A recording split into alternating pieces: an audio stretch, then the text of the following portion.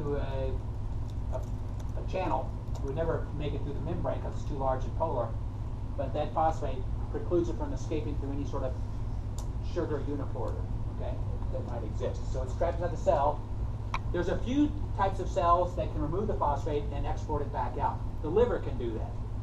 Because when the liver metabolizes glycogen to release glucose back in the bloodstream, essentially it reverses this. It can reverse this. It can also build sugar by reversing the process, and it can pop off the phosphate and export it back into your blood, so you have glucose in your blood to power your like skeletal muscle contractions. But most cells, once it's phosphorylated, it's trapped inside. Okay. Now the sugar is rearranged. Okay. Essentially, an aldose sugar is converted to a ketose sugar. So the carbonyl, remember what a carbonyl is? As you don't want to know. It's on the terminal carbon. If you were to make this the linear molecules on the terminal carbon, and that's rearranged into an internal carbon. It's a ketose sugar now. All right. And so now it's a fructose 6-phosphate. And then we spend our second ATP to add a second phosphate group, sort of on the other side of the molecule. So now we got fructose 1,6-bisphosphate. I will not ask you to memorize the sequence of substrates here. I'm not going to ask you that. Okay. Right. Now the sugar can be split in half. Okay. There's an aldolase there. It breaks the sugar in half. Here's the glyceraldehyde 3-phosphate. This is the dihydroxyacetone phosphate. Okay. And they're in equal concentration. They can isomerize back and forth. Okay. So if the reaction were to stop here, if you ran this in a test tube, you'd have equal molar concentrations of these two. Okay. But because glyceraldehyde 3-phosphate is funneled off to the next reaction, it drags this one to that structure. So essentially they all convert to G3P. Does that make sense? Just like that law of mass action, you know, where you have a lot of substrate that tend to drive the product, a lot of product tends to go backwards, right? And keep in mind that all enzymes can drive a reaction in both directions. Okay, and this enzyme can convert, well, maybe not this one, but this enzyme can convert this sugar to that, or can convert that to that. So most of these enzymes run in two directions. Okay, because there is something called, if you're depleted of glucose, your body can take metabolites of, like the Krebs cycle, and it can rebuild glucose. Because if you're on a low-carb diet, I mean really low carbs, your brain's in trouble because your brain only runs on glucose. Most of your other body tissues can run on fats, or it can deaminate proteins, use energy source. Brain cannot use fat for energy, can't use a protein for energy, can only use glucose. So if your body's depleted of glucose, and brain always gets priority one, except for Donald Trump. No. Sorry. I lost my train of thought. So if you're depleted of glucose, the body will start to convert sugar or carbohydrates from like the Krebs cycle intermediates and funnel them to glucose production and drive the reaction up this way. So all these reactions can run in reverse. That's true for all enzymes. They can, most reactions are reversible. The enzyme can make it run this way or that way. Okay? All right. So at the end of the energy requiring reactions, we spent 2 ATP. We've got 2 3-carbon fragments. And the G3P is going to be funneled into now the next 5 reactions. The energy, I don't think you can even read these words here, but it's in your textbook. The energy releasing reactions, and it's going to convert the 2 G3P into 2 pyruvate. Okay? So here's G3P. Okay? Now we're going to perform some redox reactions. What does that mean? Okay? It means that electron is going to be removed and transferred to something else, right? And remember, the electrons in these bonds are high energy, derived from sunlight energy. Okay? So here's our first redox reaction, oxidation reduction reaction, where electrons are stripped away from G3P and delivered to the activated carrier NAD plus to make NADH. And you know NADH is the reduced form because it's got hydrogen attached. There's a high energy electron, 2 high energy electrons now on this NADH. 2. Uno, dos. Ichi, ni. Right? Yang, sung. Ein, zwei. 2 high energy electrons here, plus 1 proton. The other one's released. Okay? All right? And in this oxidation of G3P, which reduces NAD+, okay, the energy of that reaction that's released can actually take an inorganic phosphate out of the fluid and jam it onto the molecule.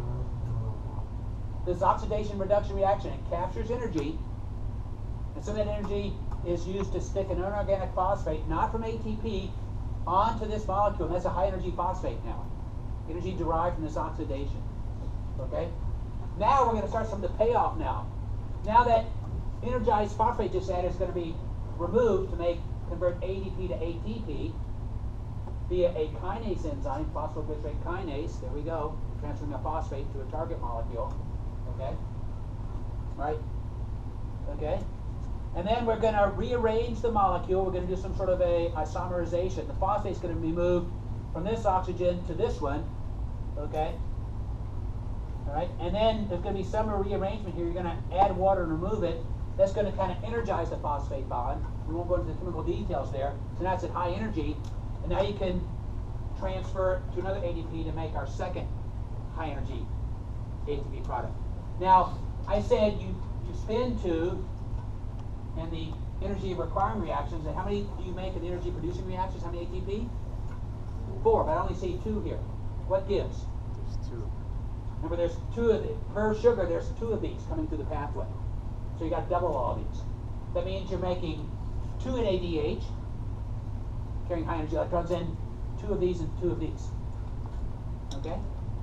So remember, you start with a 6-carbon sugar, it gets broken into 2 3-carbon fragments, the G3P, so 2 of these go through this pathway. This happens twice. Once, twice. Okay? Now, when you take biochemistry someday, like if you're on the way to med school or something, I remember I took biochemistry when I was on the way to med school, until I changed my mind, after I was accepted to med school, by the way. I took biochemistry. You have to memorize all these structures. I mean, you memorize every structure of like glycolysis, Krebs cycle, everything, you know. And you think, how do you remember? It's amazing you can, I mean, of course I don't remember any of it, but remember it long enough for the test, right? That's all you care about, right? But it can be done. Okay. So far, so good? So here's the nice summary of what we've talked about. This is kind of the level at which I will ask you on an exam. Okay? So here's glucose. We're going to spin 2 ATP. Of course, at the end of the energy payoff, it's split into 2 3-carbon fragments. You extract some 2 high energy electrons twice. There's 2 3-carbon fragments, right? You got 6 here, and now you got 3 like that. Pull off some electrons in a redox reaction, okay? And you're going to produce ATP twice. And there's 2 redox reactions. I don't know if I showed the other one, but the other redox reaction is reaction number 9 here. Okay. Notice that it's hard to see, but you can see there's a hydrogen here and there. Those 2 hydrogens are removed away. Got double bonds, so hydrogens and electrons are removed. This is an oxidation reduction reaction. It doesn't yield any ADH, but there are 2 of them. Okay, there's our harvest now. So we've made 4, we've spent 2, our net yield is 2 ATP, and here's what pyruvate looks like. It's got a double COO. Anybody know what this functional group is called? What does it make pyruvate? What kind of molecule is pyruvate? Look at it. With this C double bond O. That's called our carboxyl. This makes it an organic acid. Okay? Like this is, amino acids have this at one end, amino at the other end. There's a carbonyl here, and this methyl group. Now, there's the C, this is the carboxyl group. If this is cleaved off, that's CO2. Right?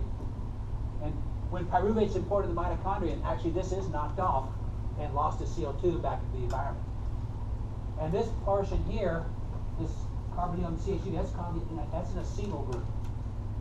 If we talk about acetyl-CoA, that's what an acetyl group looks like. It's a carbonyl with the CH3 attached. There's enough energy in here to make about 15 ATP in that little bitty fragment there. Okay? A lot of energy there.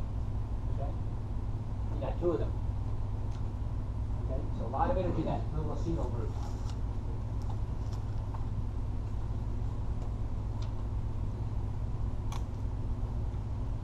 So far so good?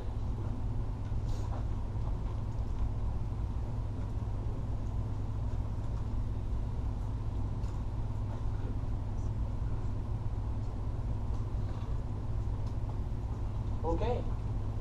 Let's now head toward the citric acid cycle, Krebs cycle. It's named the Krebs cycle because the guy that described it, Hans Krebs, did it in the late 30s.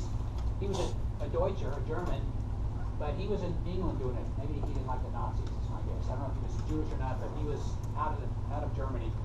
And he was, I think your book talks about how he used breast muscle from pigeons, which require a lot of energy to work those wings, right? So they were very high aerobic levels of respiration. He's the guy that figured out it was a cycle of reactions. It's called the citric acid cycle because the first part of the chemistry is the citric acid or citrate. Okay? All right. Well, first of all, we've got to get the pyruvate that was produced in the cytoplasm into the mitochondrial matrix. Okay? You've got to get it in. Now we're going to look at it later. We'll look at the details later. But but the pyruvate, it's imported. It enters into the mitochondrion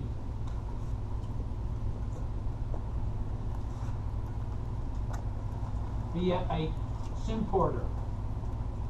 And this symporter is in the inner membrane. Okay? Okay? Now, symporter is a type of co-transporter. Remember co-transporter? Where an ion moves down a concentration gradient and drags something along with it. We talk about the sodium glucose co-transporters. Okay? All right? This doesn't use sodium to import pyruvate. It uses protons. So the symporter has proton gradients established, and it drags along with it pyruvate.